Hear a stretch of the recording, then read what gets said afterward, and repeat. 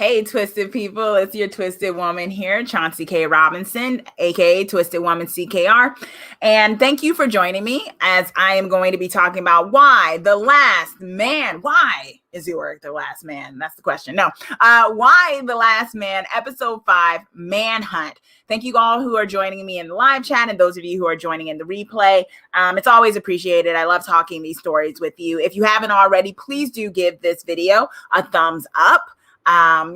Feed that algorithm monster so more people can come join us for these cool discussions that we have about these things, such as why the last man.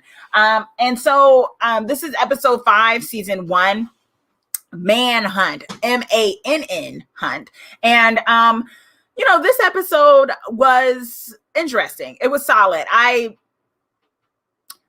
This is a slow moving kind of show in a way. Hey, lady Karen Robinson, aka my mama, who I was just on a live stream with as we were talking about evil.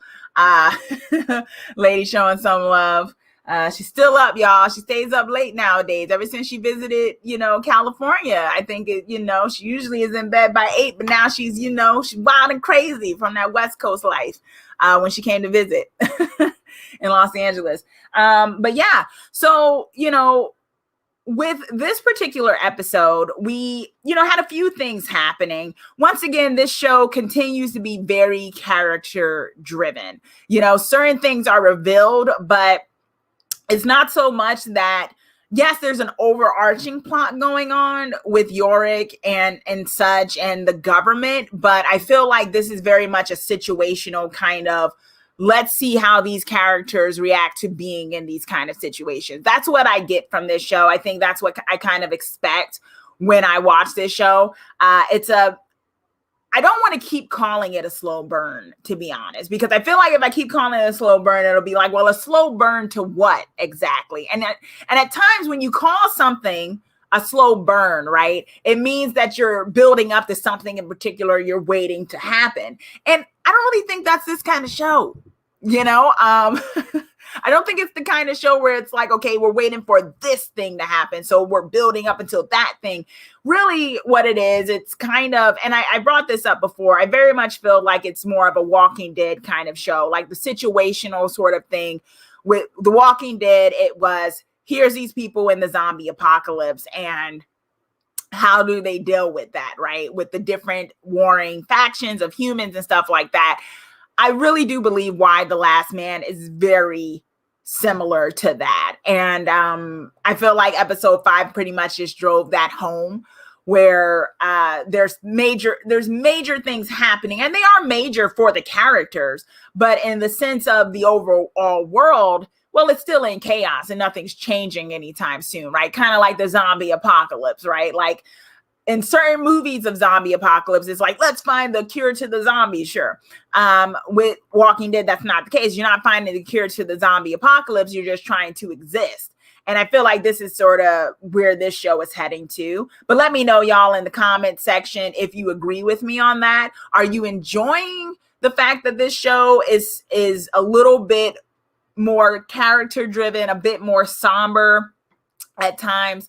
I want to stop calling it slow too, because I said slow burn. I also want to stop calling it slow because I don't really think it's slow. I don't think, we're rushing to anything. I think it's really just watching the evolution of these characters that we're meeting at the beginning, whether it's Jennifer Brown, whether it's her assistant Christine, whether it's Agent 355, which is, oh my gosh, Yorick himself, Dr. Mann now, and also Hero and Sam in the previous episode, and what they were going through. So with this episode, what we got was a little bit of a split between Boston and the Pentagon, right?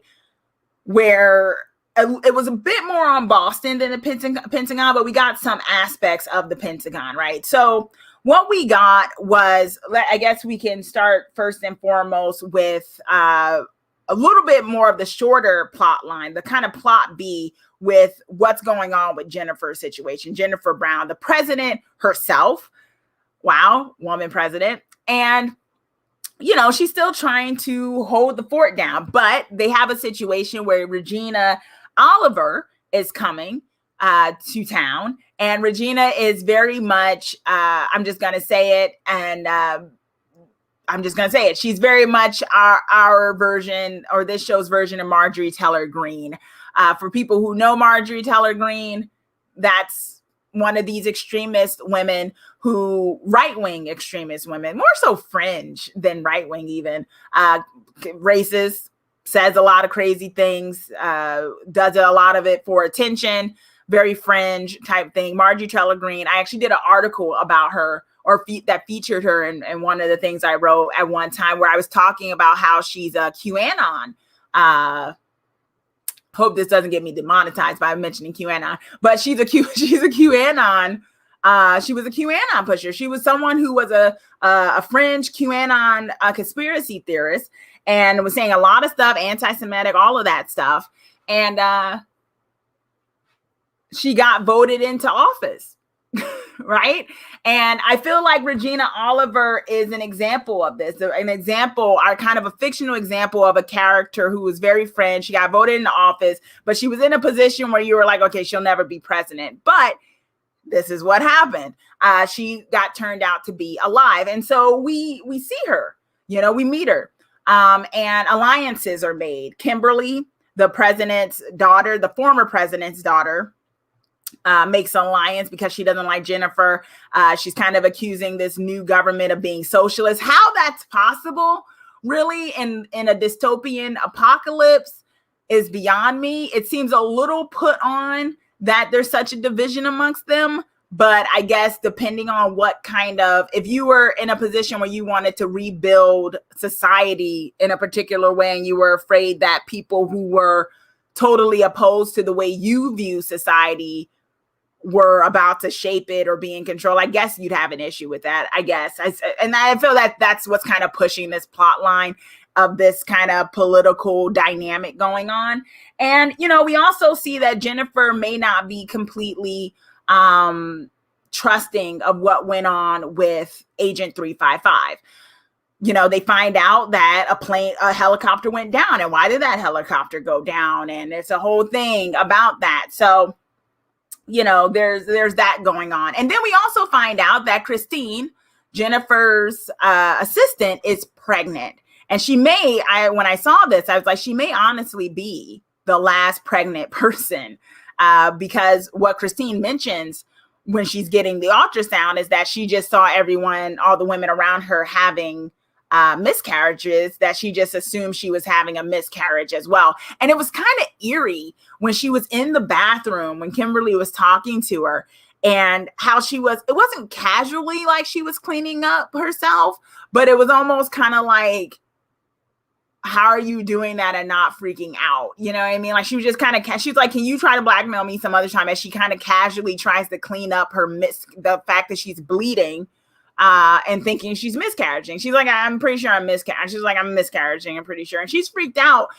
And what's interesting about that is I'm not sure if Christine wants this baby, right? I think part of her might see the gravity of it, but I think it's kind of funny, right? Because it's like, here she is, maybe one of the last pregnancies, the last like natural pregnancies left, perhaps. We don't know. But as far as we know, maybe she's one of the last natural pregnancies because of everything that was going on, especially if women were like pregnant with I don't even know how that worked, right? If women were pregnant with male children, did they miscarry automatically? Like, stuff like that. So she might be the last pregnant woman. And I think the question is, it's kind of funny where it's like, what if she says she doesn't want to have the kid or something? What if she's just like, my body, my choice. I don't want to bring this baby into this world, given what kind of world they might be inheriting, right? That'll be interesting if they go that route with Christine. From my understanding, the character of Christine is not originally in the comic book series that the show is based off of. So it'll be interesting if they created this character and they kind of give her this plot line of, the question of pro-choice versus so-called pro-life, right? With what's going on with her. it might just be a burden she doesn't want to carry. Who knows? I think that'll be an interesting plot line if they explore it. But for the time being, Christine is keeping it between her and Kimberly that she's pregnant. So that's also a choice. I don't understand why she's not necessarily telling the president, but maybe she just doesn't want to. And of all the people to know, right? Kimberly, who's probably going to use that for leverage. So that's kind of the main thing that's going on there. Where also Jennifer seems to maybe not be trusting completely Agent 355 and kind of wondering, who is this woman that I left my son with and what is her real plan? And I kind of just believed her when she told me, because everything was crazy that she was an agent, but is she really? And what is this program that she was part of? You know, it's interesting that Jennifer is just now asking these kind of questions, but okay. All right. So, but the main thing we got was what I thought was a pretty good plot with Yorick, Agent 355, and Dr. Mann. I really love the addition of Dr. Mann. I think she's kind of a breath of fresh air, because a lot of the dynamics up to this point had been a bit, aside from Yorick kind of gave levity to stuff because he's a little silly and stuff. But it was nice to get another character who kind of added that too, because this show is very somber, y'all. This is a very somber show at times. And so part of me is kind of like, okay, it's kind of nice to get some characters with a little bit more banter, a little bit more in your face, a little bit more life to them.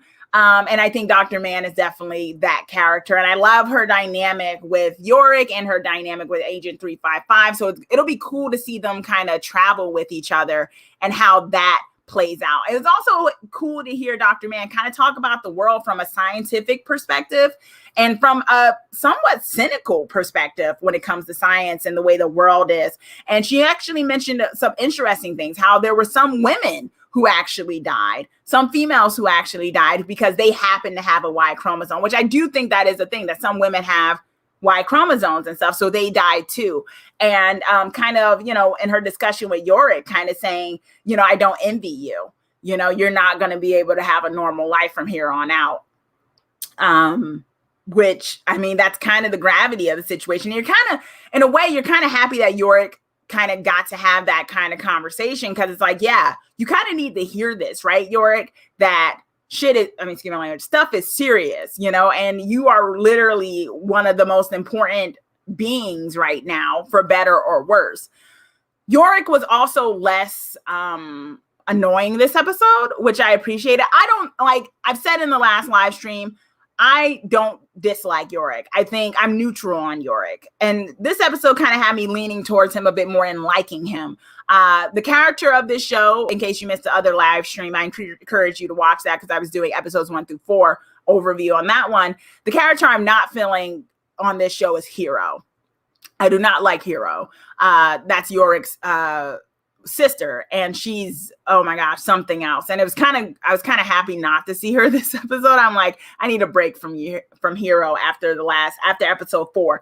So with Yorick, I think there's room for growth with him, and I think being around Agent 355 and being around Dr. Mann might help him a bit to kind of ground himself a little bit. Maybe not too much, because I do like his innocence in a way, but I do think at times he just doesn't listen. And he didn't listen to Agent 355 in the beginning, although it was kind of good he didn't listen to her, because he did get to see a little bit of the other people fighting the good fight in Boston.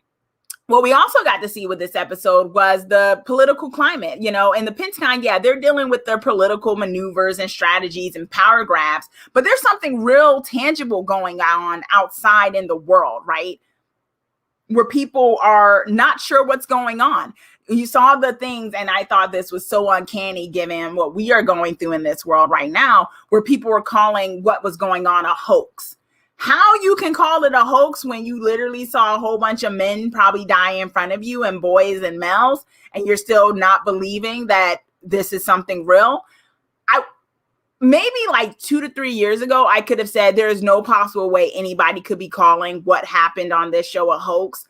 But given what we are dealing with in this world right now, where you have people literally seeing people in ICUs and things like that, still considering what we're going through a hoax or some government conspiracy, it really did hit close to home to see that happening. And what's so funny though is that I can understand the anger that those people are dealing with inside the show a bit more than I can understand the anger of, what we see on TV and protests and stuff. Like, it's not dystopian here. So I can kind of understand why people in the show are like, yo, we don't got rations. We don't got food. We don't got electricity. What's good? We're mad. What are you going to do about this? And I also thought it was very interesting because I don't want power in the hands of Regina, right? Of course not. And not Kimberly. Of course not. But I also kind of wonder if Jennifer is actually doing a good job either. It's like, and it's funny because Dr. Mann actually, she mentions that. She was like, that woman's so vanilla. And although I don't think Diane Lane is playing her vanilla, but she is kind of stereotypical in some regard. And you kind of wonder some of the decisions she's making, whereas like some of her cabinet are like, let's do a press conference. And she's like, a press conference? How are we going to do a press conference? People don't even got television. Who's watching TV anymore? And it's like, well, we could do better than a newsletter. But it's like, okay, but how are you getting your messaging out? Maybe get the people in various cities to set up a huge movie screen or something and like blast it across every town so that people in listening distance can hear your words, maybe audio tape something and have them play it over speakerphones in various areas where you have your military, something. And it just seems like they're, she's always saying that she's busy, but I'm like, busy doing what? Because why is everyone seemingly kind of against you out in these cities, So I kind of wonder if they're doing a very good job. I don't know if any of them are doing a very good job in terms of governing, but it was great seeing Dr. Mann. We also got a little bit more into Agent 355's backstory. We meet Agent 525 and we find out that both her and Agent 355 were recruited by a person named Fran, a woman named Fran. And Fran does not want to be found. And Agent 525 wants to kill Fran because she's like, yo, you took my life away from me, and what do I have to show for it? What was also interesting is that somehow her and Agent 525 and Agent 355 were both sent to Washington and told to stand by. And then all of that happened. And I feel like I love that aspect that was introduced because I do feel like that introduces some sort of, because even Agent 525 says that's a bit more of a coincidence, isn't it? Like, what's that about? So I think it introduces more of a mystery. But I do think Agent 355 she's going through it in her own way, I think. And I thought that was good to also see that she was going through it in her own way, because what we got with her is that she doesn't know her life she doesn't know how to be outside of being this agent, killer, super badass woman. And I love it. I love seeing this woman in this role. She is doing such a great job. All these characters really are. And all these actors and actresses really are. But also the question is, well, how do you exist when you're outside of the fringe? There's really no secret mission anymore, right? Although we do see that Agent 355 is basically did agree to go with Dr. Mann to San Francisco to the lab, although she may have other reasoning for going to San Francisco, just like Dr. Mann also has her own reasoning for going to San Francisco. So we got our little mission going on there. And the mystery unfolds a little bit more. Who's Fran? Agent 355 is now looking for Fran too. What's with Fran? Who's Fran? What was Fran's plan? Was Fran behind all of this? Does she know who is behind all of it, right? And I think that'll also decide whether or not this is a supernatural show or whether this is some bioweapon, more sci-fi type of show, which we're not sure of yet, right? Because the comic book actually kept it vague. Comic book said it could have been an amulet that caused it. It could have been all types of things that caused what happened. So we don't know exactly what caused it. Even in the comic books, it was left vague. I think this show might make a decision, although I don't see them making that decision in the first season. I don't think it's going to be supernatural, though. I do think it's going to be something kind of bioweapon science fiction-y, which I'm fine with this world, because it'd be weird to kind of introduce some supernatural entity in the kind of tone of show that we have. We don't need it, right? Anyway, but let me know in the comment section if you think that they might go a supernatural route with the show, or if you think that it might, stay with the bioweapon military kind of thing going on there. So, yeah, overall, I dug this episode. For me, I am more interested in Yorick, Agent 355, and now Dr. Mann. I feel like Dr. Mann kind of also she's just a breakout character, and I'm really curious to see what's going to go on with her. It's also great to see 2 women of color dominating the screen. That's awesome. When it comes to the stuff going on in the Pentagon and Washington and whatnot, I think it's okay. But it's also kind of like, you kind of know where this is probably going to go, with Regina and Kimberly making a power grab. There probably being 2 sections of government. To me, that's sort of interesting, but it's not as interesting as watching, Yorick and them kind of go through the country and see what's happening and what's going on. But let me know, which plot line are you more interested in? Because for me, I'm more interested in seeing who they come across and the things they learn. And as much as I don't like Hero, I do want to go back to Sam and company and see what's going on with that. I do also want to see where that goes. Those are the 2 plot lines I'm more interested in. The whole politics, I am a political person to a certain degree, but the kind of interdynamic of that, it's not as interesting as the other 2 plot lines, in my opinion. So, and I'm glad they're not letting that dominate the show so far, because I think that would kind of be a misstep, because I think the more interesting stuff is what's going on out in the country, not necessarily what the government thinks they're doing. Because let's be real here. This is dystopian. The government only has it but so much power as the people believe to give it. Let's just be honest. And that's real world stuff too, when it comes to democracy. If you've been paying attention to the news, there's a whole thing about elections and democracy and things. And democracy depends on people kind of agreeing with it. All people who are involved in that society kind of agreeing that, okay, this is the rules. The majority of us are going by the rules, and the ones who don't, they will stand to be arrested and things like that. It's an agreement. When you have a situation where the majority isn't in agreement anymore, you kind of have not a real government, right? I think that's my disconnect with what's going on in the Pentagon, because I'm like, okay, they're sitting there talking about, yeah, you got the military might, and there are people still responding to you and stuff, but it seems like the majority of the country, like everybody else and everywhere else who's not government, doesn't really seem to be paying attention to your power, right? So do you really have power? And I think that's why I can't really jump too far into them going back and forth with who's going to be in control, whether it's going to be Regina and Kimberly or Jennifer and them, because it's like, well, who are y'all controlling? Is anyone really paying attention to y'all besides the people who are kind of hostile to you? Is anyone really kind of following the regular rules anymore? I don't think the country's in agreement. So why are we thinking this is that deep between y'all? That'd be like someone during The Walking Dead zombie apocalypse.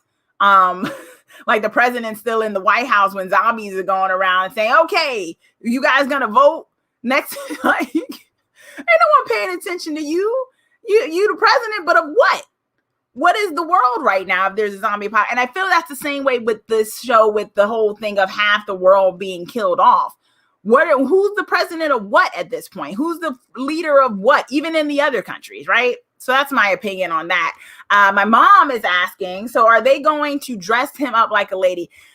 No, they have not been dressing him up like the lady, because as we saw in this episode, he's basically, and this is what they did in the comic books as well, where there was the assumption made by people who came in contact with him that he was trans, that he was a trans man, as in he was a born female who's he used to be, he was born a female, and then he transitioned over to what he felt was his, natural self, which was a man. And there are trans men in the show, right? We have Sam, who is one of my fave characters, who's a trans man, and having to deal with being in a world where you're a man, technically, right? You are a man, but not with the Y chromosome. So you can't, it's a whole thing. So what they'll probably do is a lot of people assuming that he's trans. That's probably how he's going to be able to walk around in the world, because that's what they did in the comic books. Ray is saying, well, by some writers, that means if he does, he will then have access to active powers. Yeah. Ray is saying, hey, Twiz, I haven't caught this show yet, but I'm here to support your show, but I'm getting more into adding this to my watch list as Titans comes to a close. For sure, Ray, no worries. Yeah, definitely, check it out. It's a character-driven show. So it'll be interesting what you think about it, because I know you always have an opinion, which is always appreciated. So see what you think about it. And Ray is saying, there are leaders, mayors, and governors and kings on the watch. There are, but only of like the immediate people. We remember the governor, right? I remember the governor. But it was only of his immediate place, right? And it's like, in this show, you have people vying for who's going to be the president. And I'm like, your country's in shambles. No one's paying attention to the Constitution anymore. You're not the president of anything. So going back and forth here, it's kind of like, why are we focusing on that? There is no government. Like, yeah, y'all still got the military. I mean, maybe set up shop in Washington, but that's as much as you probably can do at this point. But yeah, y'all, that's just kind of my thought process on this episode. It's definitely a character-driven show. I'm excited to see what's going to happen with Yorick, Agent 355, and Dr. Mann as they make their way to San Francisco, because they're in Boston right now. So now they've got to get all the way to San Francisco. So that's probably going to take them the rest of this season to do it. Yeah, it's it's a whole thing. Yeah, so yeah, I'm interested in that. But yeah, that was kind of the main stuff that happened. Like I said, this show is very character driven. So there's not a lot of actiony stuff, despite it being a dystopian apocalypse show. So that's my thoughts, y'all. Let me know in the comment section. How are you feeling about the show so far? We're in episode 5. Things are brewing, but we're still kind of in the initial stages of it. But let me know, particularly which plot line you're feeling, and if you agree with me that the whole Pentagon political power grab stuff kind of really doesn't hold much weight, except who's going to control the military at this point, if the military even wants to keep listening to them, right? So yeah, let me know, y'all. But other than that, we'll be doing I'll be doing episode 6, and thank you, lady. I like your thoughts and your review, and I love you, my mama. So yeah, y'all, let me know what you think, and we'll be back for episode 6 to see what's going to go on. Also, let me know in the comment section, who is your fave character so far? I talked about it last live stream, but now that we have Dr. Mann in the show, I want to know, has she, kind of come in and taken the top spot for you? So let me know and comment down below. But until then, y'all, thanks so much for joining me. Thanks so much for listening to my thoughts. And thanks so much for going on this journey with me of storytelling. Until then, keep it creepy out there, but in a good way, in a good, creepy way.